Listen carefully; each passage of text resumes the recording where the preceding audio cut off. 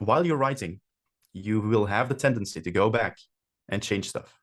While that's great, put it on a piece of paper somewhere, but just continue your drafts. Actually, don't even get the piece of paper. Ignore the piece of paper. Ignore everything. Just keep writing. Make your own writing dreams come true, because if I can do it, you can do it as well. Welcome back to the Wax Quill Podcast. Woohoo! I found you on Instagram and I was very impressed and inspired by the challenges, your writing challenges. And I thought they were so cool. So, what gave you the idea to do that? Who are you? What have you written? Ready, go. All right. So my name is Bram V. Let's just keep it easy. I am a new author. I actually only got published in 2024. I wrote this is a Dutch book, so Stories from the Dragon's Wing, I guess, is the translation. Together with some other authors that were already published, which is just a book about someone entering a tavern, and a lot of adventurers being there, and they just start sharing their stories. So it's a story bundle in the D&D-esque fantasy world. So yeah, if you're interested in such stories, but right now it's only in Dutch, of course. But that's the direction I'm going. What am I doing? What did I do in on Instagram? I think was the second part of that question. Yes. Yes. So let me pause here and preface. So for those of you watching, this incredible man was very generous, and I asked him for an interview because I was inspired by his Instagram. He's in Germany. I'm in Utah. So our times are completely opposite. And so it's what, 5 in the morning for you? 5:30. 5:30. And it's like 9:30 for me. So he got the short end of the stick here. But okay. I appreciate you. I really do. Waking up to do this. Continue. Yes. What were you doing on Instagram? Yeah, so the challenge actually came from well, I wanted to start doing more into bookstagram stuff, and having a bit of a writergram. Um, and I saw there was like an Instagram challenge for everything except for writing. So like people walking 1 inch for every follower that they have every day. And a lot of these actually got quite big, so they actually had a decent walk to do. And I was thinking, hey, isn't there like a writing equivalent we can do somehow? So I started doing that, and it started very humble with, I think, 70 seconds to write, which is not a lot to do in one day. But it did get more. It didn't get it didn't explode or anything. But I think I ended up with having to write more than 4 minutes in 2 months. So it did grow quite a bit. It's an incredible idea. A lot of the things on Instagram, I have a hard time with social media, but I try I try to promote stuff and I struggle to, but I would do that one. Like a lot of the trends you see, like that little fighting video, I think it's ridiculous. A lot of the other little videos and the music that they have, I just think they're silly. But this one sounds cool. And it sounds very productive because you're also getting your book written. You know, you're not just making a Yeah. silly video. No, that's true. It's actually quite amazing how many words that I got written in such a small time. I do have to preface that by saying that I did change it a little bit halfway through, because I wanted to write on that story more, but I wasn't going to write on that story when I wasn't doing it for the challenge. So one of my followers actually told me, maybe once in a while you can do 1 minute of writing for every follower that you have.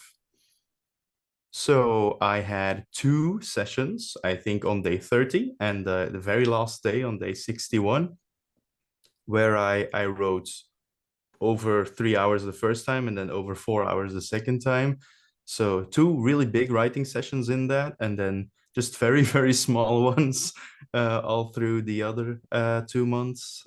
So, and I ended up with about, I think, 12K words, which is not bad. Wow. This is opening my mind to so many possibilities. That's amazing. So, how many followers did you have to begin with, and how many do you have now? And what was the space of time? So I started doing the challenge when I had 70 followers, and I have to say that the growth was much bigger at the start. I think the last 2 weeks I didn't really gain any anymore, but I plateaued out to about 250, I believe. Wow. I mean, I that's cool. did kind of stop making other content at that point because I was a bit done with the challenge as well. But yeah, that probably also didn't help in growth at that point. So, what other, let's see, from the videos I saw, you mentioned being an author, but I don't remember you promoting your book necessarily. You were strictly doing the challenge. Is that true? That is true, yes. The thing is, because this book that we've seen with the beautiful cover It is is beautiful. it's actually a book not solely by me, so I decided to not promote it as much on my English slash Dutch Instagram, while I did promote it a bit on my strictly Dutch TikTok, because it's I mean it's a Dutch book, and if I have English people wanting to read it, because I've had people ask it, and I just have to say, yeah, it's in the works. But it's been in the works for quite a few months now, because just translating a book is so much more boring than writing an entirely new one.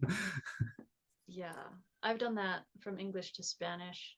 It's awful. I was living in Mexico and I got a few little jobs of that and I don't want any more. But it's wonderful that people are requesting it, you know? Yeah, that's always good news, because it means that there at least there's some interest to the things that you're saying, right? And the stories that you're making. I'm very much going to do, or at least when I have my entirely own book, I'm very much going to translate it, even for just like the 20 people that I know that will read it, just so I can, I don't know, grow an English fan base or Yeah. something. Maybe it's different if it's your own book and you can translate it to a different language. Yeah, maybe. I think so, actually. I know I used to write in English itself, but as you might hear, my grammar isn't perfect. So I did notice more mistakes as I got better at English, and I just had to scrap entire scripts anyway. But yeah, nowadays I'm quite confident in my English. But it's still nice to start from a text that you're like 100% sure of. This is perfect language, I guess, because it's my mother tongue instead of English. And to just translate that instead, because yeah, starting in English for a non-English speaker, I guess it's the fourth language I learned, which is pretty far down the list. um, yeah, it's quite hard, but I thought that's what I needed to do at the time. And I'm actually quite glad that I changed it to doing it in my mother tongue first, and then probably translating it later. Mm-hmm. Well, I'm sorry. I think I owe you an apology. I think I said that you speak German or that you were speaking German, but you're speaking Dutch. So Yes, I'm sorry about that. That was my that's bad. fine. I, It's for someone living in the United States, I'm sure we're right next to each other. what other languages do you speak? I speak Dutch, French, German, English, and Spanish. It's amazing that you learn so many languages. I've got 2 and a bit of American Sign Language. I can defend myself, but like that's it. That's actually one that I want to learn still, sign language. So So fun. But yeah, I learned a little bit of the British Sign Language, and it's completely different, which is crazy. American Sign Language is closer to French Sign Language because we kind of. if I can do one of those, I'm already gonna be happy. Anyway, okay, this is about writing, not languages. I get distracted though.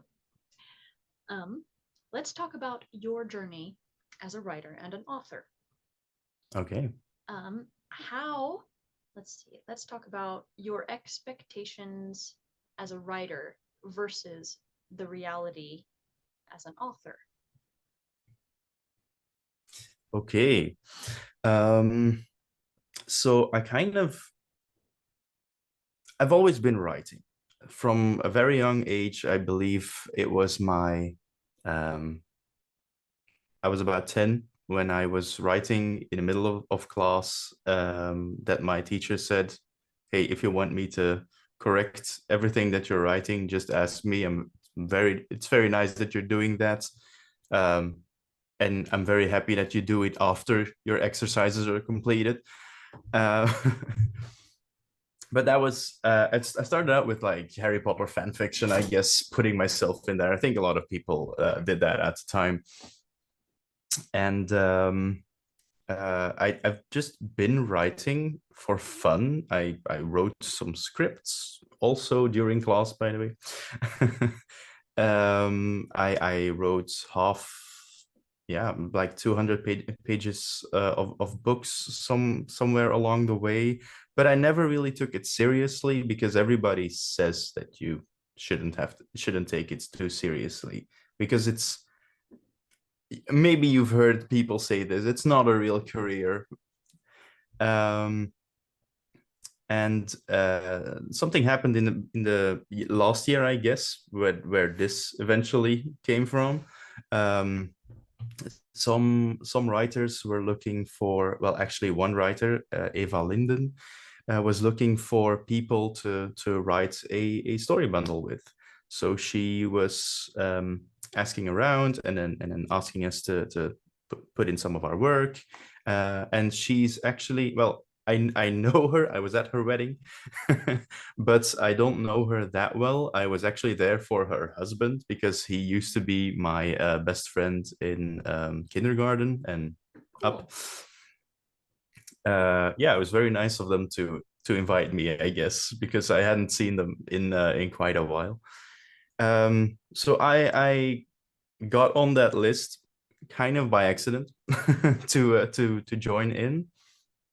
And I was working at the time in a very high-paced corporate job, and sometimes I snuck like a few hundred lines in during lunch break. And it ended up being a good story. I was happy with it, which is great because one of my dreams from kindergarten is maybe a little bit too early, but like from 10 years on, was to be a published author. So this way I could do this and I could leave it behind and do some other stuff that I would really like to do in my life. At the start of 2024, this book was almost going to come out. I think there was still 1 month to go. And I lost my job due to a very stupid reason, which we're not going to go into right now.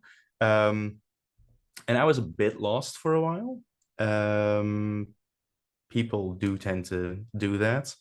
There is a social sort of a social structure in Belgium that it's not that big of a deal if you're losing your job because you'll still receive some amount of money from the government, but it's obviously way lower than when you were working.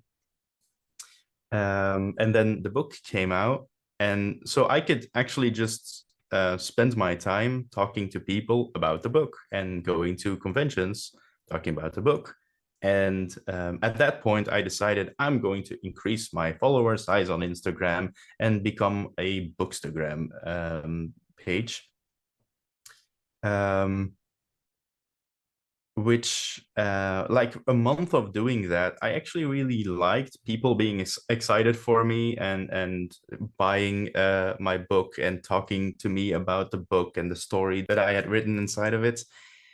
Um, and I basically just decided, what if I just actually give this a decent try instead of never knowing what could have happened? Mm. And so I'm kind of cheating a bit. I wrote only like a few minutes every day on one story, the one that you know me from. Um, but I had all the time in the world to be writing other stuff.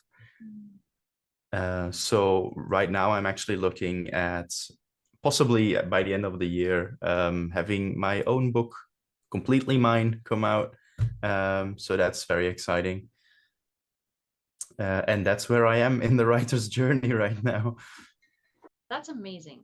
How, okay, so here I know there's traditional publishing and indie publishing. Is it the Mhm. same over there? Yes, but there are some steps that aren't really in there. So um, I've been reading up a lot about how it's supposed to work, and we don't really have agents. Oh, So you make your deal immediately with a publishing house, or you indie publish. There's really no in between. interesting. Saves you 15%. One would think. Yeah, one would think. Does it not work I that way? don't know actually. I'm not traditionally published, but I do know that a lot of, well, more established writers, I should say, they are still complaining about the traditional publicist houses. I don't know, just because they really don't talk to the writers. And I think that's never really the case, that they talk to the writers, because they're supposed to talk to the agent, but there's no agent. So Huh. it just becomes, you give them your book and they do stuff with it, and you'll see what happens. You have no say. Interesting.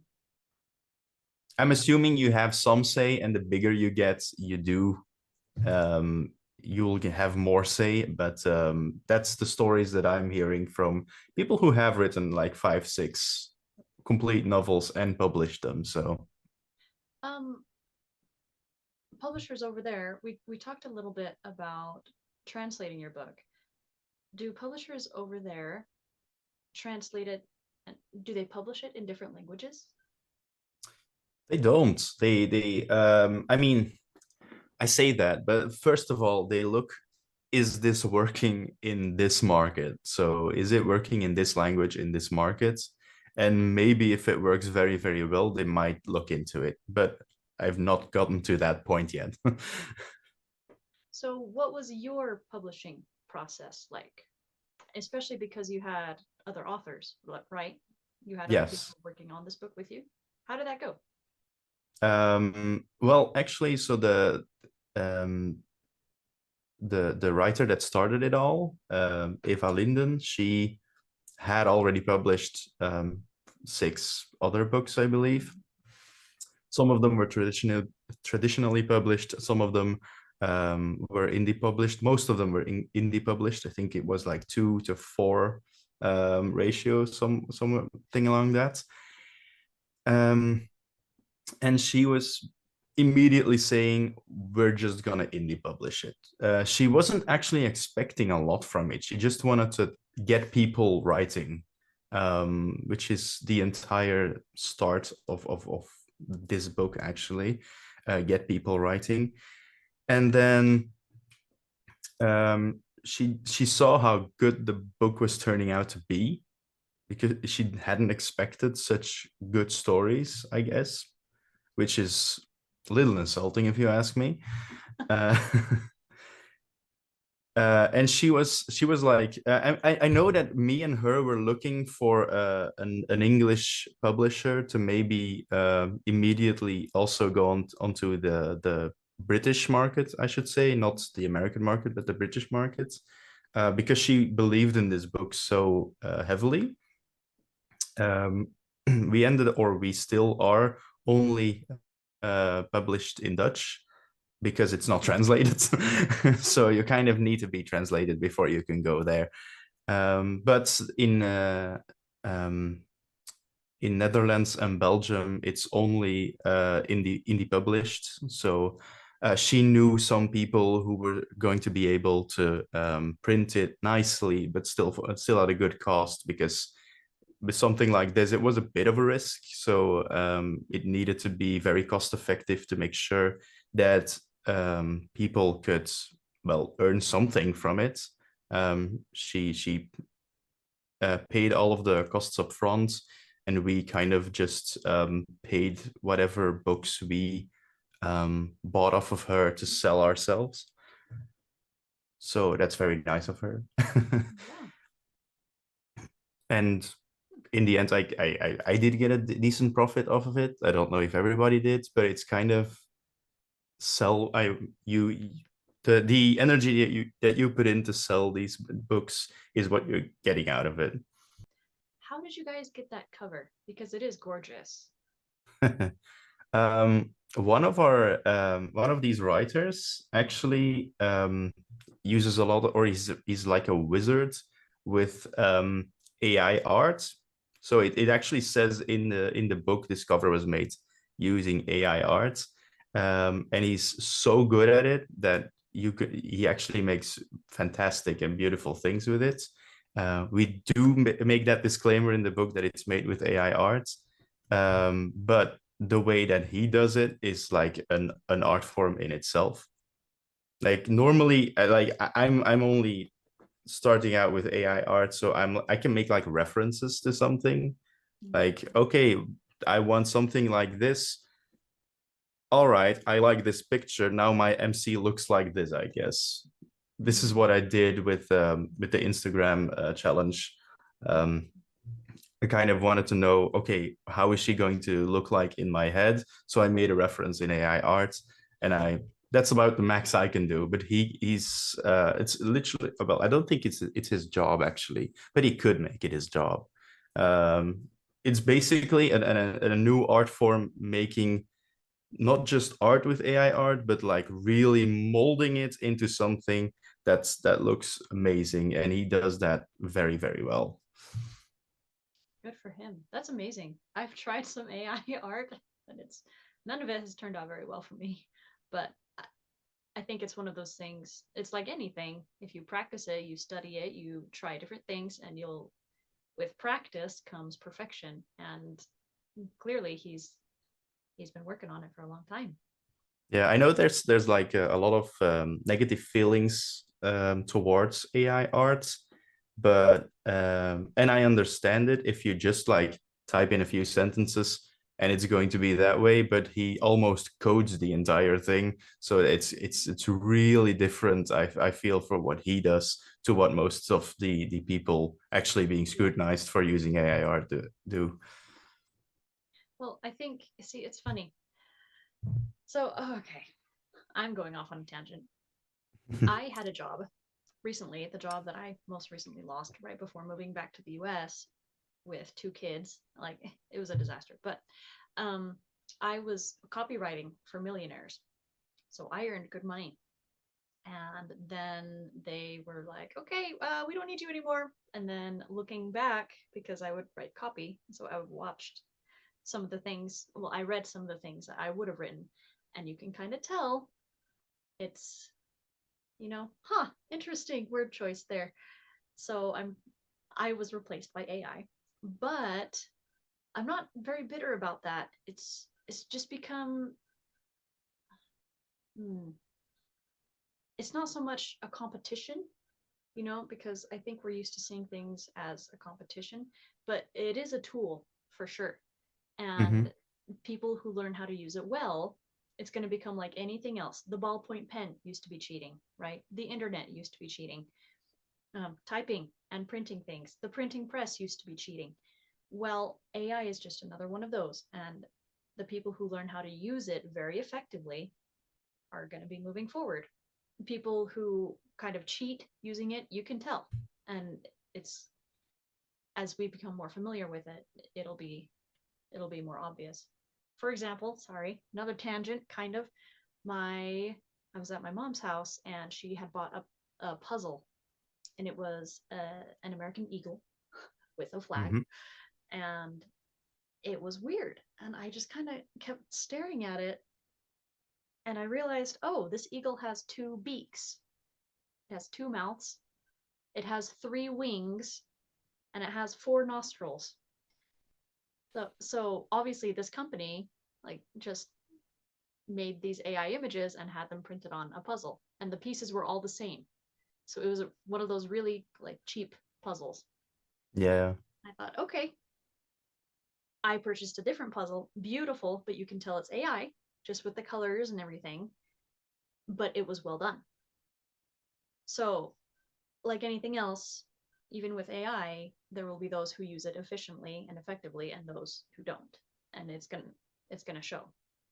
So, I don't know. That's my Yeah. stance on AI, even though it replaced me. I mean, it's definitely not a great feeling if something, well, it's not even something, right? There still has to be someone turning the dials of AI to switch it up. Yeah. But I don't think it's going to replace anyone. I believe it's a tool, just as you said, and those who are going to use it well are just going to be one step ahead of other people, just like with computers, exactly as you said. Yeah, if anything, I think it will create jobs. It's going to change the field, but it's not going to eliminate everything. So, No, anyway. exactly. But last stance on AI, I would rather the AI be used to do my cooking and my cleaning Okay. than my art and my writing. That's so true. Yeah, wouldn't that be nice? Anyway, back to writing. What is the biggest lesson you've learned in your journey as an author? Things you've had to leave behind or things you've had to adapt? Adopt. Adapt and adopt. I think the biggest lesson you can learn is actually to let go. So this comes in two forms. So first of all, while you're writing, you will have the tendency to go back and change stuff. While that's great, put it on a piece of paper somewhere, but just continue your drafts. Let go. Don't do it at that point because it's good. Actually, don't even get the piece of paper. Ignore the piece of paper. Ignore everything. Just keep writing. Get your first draft in. Because once you have that, it's so much easier to keep working on it. If you keep on going back and changing, that can be mistakes or things you, yeah, I kind of want this sentence a little bit different. It's just going to make the process so much longer, and you're gonna want to quit easier than if you hadn't. Mm-hmm. And then there's the other side of let go, and that is sometimes you think you have an amazing idea, you start writing around it. Oh my God, this joke, it really needs to go in there, and you're forcing it in there so it doesn't look great anymore. I actually said this in an interview already. The best piece or the best scene that I wrote for this book, actually, right in front of me, I took it out. It was a very emotional scene, and I was very happy with how I wrote it. And my read or the proofreaders, I guess, were also very happy with it. But it actually just had to go, and that was a very hard thing to do. But I do believe that the story got better because I did it. That's hard. Yeah. See, I'm working on a picture book right now. Mostly, I'm trying to get it finished so that I can really focus on my novel later on. But even with just a picture book, it's less than 300 words. It's like 200 and something words. And even with that, there are certain things, certain lines that I've had to just chink, cut it out. And it is better now than it was before. which doesn't make sense, but somehow it happened. Yeah, it's true. But I think it would be more painful if you had written an entire scene. Yeah, yeah. That's also true. How did you know that that scene had to go? I honestly didn't. I also didn't really hear from other people that that scene was bad or anything. But I have the luck, I guess, that it's only a short story of mine in this book, so it's like 12K words. Um, so you can read it more easily. That's what I'm saying. And if I go through it and everything has like a fun but slightly dark vibe in it, and suddenly there's like it was a really dark scene, but it was really well written. Um, I just kind of felt like this is out of place. Even though I really want this in there, and it's very well done, this is just out of place. I have to change it somehow. And then I changed it into basically finding out more about the bad guys, which is kind of a mystery halfway through the story. So because something else decent at least got inserted there instead of a very emotional and heavy scene, it it just covered up everything well enough for me to be able to delete the heavy emotional stuff. Last question, and then I think we can both Then I move can go on. back to sleep. Okay, last one, and I'll make it quick. What is a piece of inspiration that you remember and that helps you, that motivates you when you're kind of stuck with writing? I'm going to answer this in twos again. First of all, there's a book series that I really enjoy, which I believe I have based most of my fantasy setting on. Not specifically that, but just like the amount of magic in my world is very low, um, even though it's a fantasy story. And I believe it's mostly because of this other book series actually being so good or very dear to my heart, I should say. Um, and that book series is oh wait, what's the English word for it? The Ranger's Apprentice by John Flanagan. Ah, okay. So that series, I think I haven't read them all because there's like 20 of them. But that series, definitely the first part of it, really inspired me to write in smaller stories but more detail as well. And I just really liked the stories. Even I think I first read A Ranger's Apprentice when I was 25. So it's not too long ago, right? Right. It was just a few months ago. Yeah, a few months ago. And now I've read 10. A lot of months ago. Maybe more than a few. No, a few months ago. Okay. So even though I was actually already an adult and it's more of a young adult, actually, yeah, I want to say somewhere between middle grade and young adult series. It still stuck with me quite a bit. There was violence, but not too graphic. There was there was romance in it, but not too much, and it mostly stuck to the story that it wanted to tell. And I believe that my writing style is quite similar to that. So there is romance, maybe a bit more than John Flanagan does. There is violence, maybe a little more graphic than John Flanagan does. But I think that I did mirror how he does things quite well. But I don't really want to be middle grade, so I just turned up the dial a bit, and that's it. Mm. And then in another way, and I think a lot of us aspiring writers also have this, but the BYU series of Brandon Sanderson. He's so cool.